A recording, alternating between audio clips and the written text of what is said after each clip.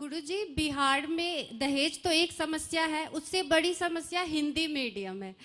आप कितने भी संस्कारी हो जाओ, लेकिन आप अगर हिंदी मीडियम से हो तो लोग आपको पसंद नहीं करते, इनफैक्ट मतलब शादी नहीं करना चाहते। और अब ये नहीं है कि दहेज बंद हो गया है बिहार में, दहेज ले रहे हैं सब। अब है कि आप जॉब वाली लड़की चाहिए ताकि उनको पूरी लाइफ दहेज मिले। और आप ताली क्यों बजा रहे हैं? ये दुर्भाग्य वाली बात है। इसका मतलब है, एक बात तो कंफर्म है, अभी तक जो लोग ये कह रहे थे ना कि बेटियों को बराबर का हिस्सा चाहिए, एक बात समझ लीजिए, अब बेटियां बेटों से आगे निकल गई हैं। कहीं ना कहीं बेटों को और बेटों के बापों को ये पता चल गया कि हमने तो कंजड़ ही पैदा किया है, ये कुछ नहीं कर सकता, कोई बेटी आएगी वही घर चलाएगी। और दहेज को नया रूप ले लिया है कि हाँ, आप दहेज मत दो, शादी का खर्चा, गहने का खर्चा दे देना, बारात का खर्चा दे देना और जॉब वाली बेटी दे देना। हाँ। सही बात। तो इसका मतलब है बेटा ही कायर हुआ ना, हाँ। बेटा ही बुजदिल तो हुआ। वो लोग अपने बेटे को इसीलिए पढ़ाते हैं ताकि उनको जॉब वाली तो उसने पढ़ लिख के कौन से बैंड बजा लिए? अगर उसको दहेज ही चाहिए और ये एक्सपेक्टेशन के साथ कि मुझे अपनी पत्नी की कमाई का ही भोजन करना है, तो इस ऐसे बेटे से तो विवाह ना ही हो, ज़्यादा बेटर है मेरी समझ से।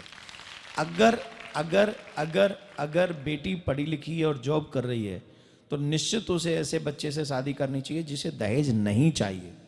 अगर वो पढ़ी लिखी है, जॉब कर रही है, तो उसे अपने ऊपर इतना कॉन्फिडेंस होना चाहिए कि मैं अपना खुद का कमा रही हूँ, मैं इस लायक भगवान ने बनाई हूँ कि मैं उसका भी पेट भर सकती हूँ, लेकिन ऐसे निकम्मे खानदान में मैं नहीं जाऊंगी जहां मेरे बाप से दहेज मांगा जाए। ये बेटी को कॉन्फिडेंस होना चाहिए और ये बेटी के पिता को कॉन्फिडेंस होना चाहिए कि मेरी बेटी अगर पढ़ी लिखी है तो अपना काम चलाएगी, अपने घर को भी चला सकती है। तो मैं एक संपन्न न चाहकर, वो धन से आजकल लोग संपन्न मानते हैं, मैं संस्कार से संपन्न कह रहा हूँ। इसी किसी घर में बेटी का विवाह करना चाहिए जो बेटा कर्मठ हो, चाहे कम सैलरी हो, चाहे कम पढ़ा लिखा हो। फिर ऐसे पढ़े लिखे बच्चों के मुंह पे तमाचे पड़ेंगे खींच खींच के ऐसे ही कि ये ले दहेज। यहाँ एक्शन अब कहीं ना कहीं बेटियों को लेना पड़ेगा। आप ये सोचें ये समाज सुधर जाएगा, ये नहीं सुधरने वाला। ये समाज इस समय भेड़िया का रूप बना चुका है। ये बेटियों के प्रति कोई इसकी मतलब बातें करेंगे, सब बड़ी बड़ी बातें करवा लो, किसी से भी कितनी भी बड़ी बातें करवा लो, लेकिन जो जेन्युइन चीजें हैं उनकी तरफ इनकी कोई पहल नहीं है। अब बताइए, लोग कहते हैं सामूहिक विवाह हो रहे हैं, सामूहिक विवाह किन के होते हैं? गरीबों के ही ना सामूहिक विवाह होते। क्यों नहीं पैसे वालों के विवाह सामूहिक हो रहे हैं?